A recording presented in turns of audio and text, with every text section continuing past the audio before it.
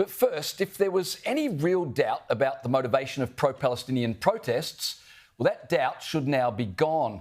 Anti-Israel protesters have said they'll continue protesting every weekend, despite the fact Hamas and Israel have all but agreed to a ceasefire. So, just as many of us always suspected, these protests were never about the conflict. These protests were just a convenient excuse to hate on Jews. Yeah, and it's pretty difficult to draw any other conclusion when, as you say, James, there is a potential ceasefire. It looks like it's all but confirmed until in the last half hour it's been delayed in the Middle East. But continued protests in Melbourne and Sydney. Now, Melbourne's pro-Palestine rally organiser Nasser Manshi says the weekly marches will continue because the ceasefire doesn't go far enough. Now, let that sink in.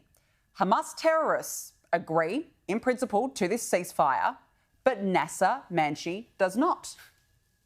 This ceasefire, even if it holds, is not enough. Don't stop. You're part of a global movement now. We must continue until liberation. We need to boycott Israel. We need to divest from Israel. We need to sanction Israel. Genocide doesn't end just with a ceasefire. It's quite extraordinary, isn't it? You've got everyone in the world working on a ceasefire, but you've got protesters in Melbourne and Sydney, many of them part of the Labor Party, some of them independent Muslim candidates at the next election. They're not working for peace. They want to maintain the rage. And it should be remembered, these people started protesting before Israel went into Gaza to try to get their hostages back, and they're going to continue protesting even though a ceasefire had been announced. It shows you where their attitude and their heart is. They are not about peace. They are all about punishing Israel and pushing our government to further ostracise the democratic state of Israel. Absolutely. And let's not forget that Nasser Manshi was the one who said late last year that Labor or Anthony Albanese was the best friend that Palestine has ever had in the Lodge. So that tells you everything that you need to know.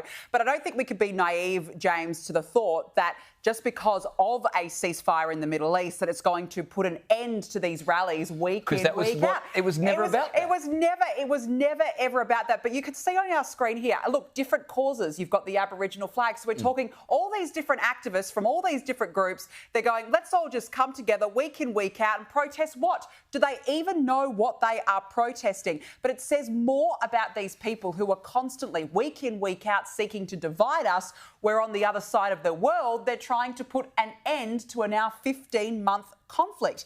This has gone beyond a joke here in Australia now, James. People's lives are being turned upside down. Jewish Australians, we're seeing anti-Semitic attacks all the time. Weak leadership, as we know from the very beginning, from the moment the steps of the Sydney Opera House, that's when it all changed in this country, and we have not returned to a normality ever since. Well, Australians, I think, are by and large fed up with these protests. And now, when you look at what they're demanding, despite the fact, as I said, there's been some delays, we'll talk to Elon Levy in just a moment about where the hostage release is up to. But despite the fact there's all but a ceasefire arranged, they continue protesting, and these protesters are demanding that the Australian government contribute funds to the rebuilding of Gaza. So you've got Hamas, the controlling authority of Gaza. They invaded Israel, killed 1,200 civilians, kidnapped 251. Rightly, Israel went in search of their hostages. Damage was done, but these protesters are demanding that we foot the bill for the rebuilding of Gaza, which was destroyed because of the actions of Hamas. And further to that, they're demanding that Benjamin Netanyahu be arrested for war crimes.